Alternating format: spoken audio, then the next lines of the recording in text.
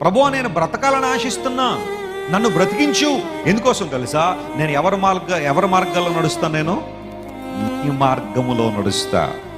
దేవుని ద్వారా బ్రతికించబడిన మనము చెప్పండి, ఎవరి మార్గాల్లో నడవాలి? దేవుని మార్గాల్లో నడవాలి. నీవు నన్ను బ్రతికిస్తే నా జీవితాంతం ఎవరి మార్గంలో నడుస్తాను నేను? యేసయ్య నీ కోసం ప్రాణం పెట్టి నిన్ను రక్షించింది, నీకోసం శ్రమపడి రక్తాన్ని గార్చి నిన్ను సేవ్ చేసింది, ఆత్మలో నిన్ను రక్షించింది. ఎందుకోసం తెలుసా? నీవు నీ సొంత మార్గాల్లో నడుస్తావనిగా, లోక సంబంధ మార్గాల్లో తిరుగుతావనిగా. ఎవరి మార్గాల్లో నడుస్తామని? దేవుని మార్గాలు. స్తోత్రం చెప్పండి, హల్లెలూయా. దేవునికి ఒక మార్గం ఉంది. ఆయన ఆ మార్గాన్ని మన కోసం నిర్దేశించాడు. ఆ మార్గంలో మనందరం నడవాలని దేవుడు కోరుతున్నాడనే విషయం స్పష్టంగా మనం గుర్తించాలి.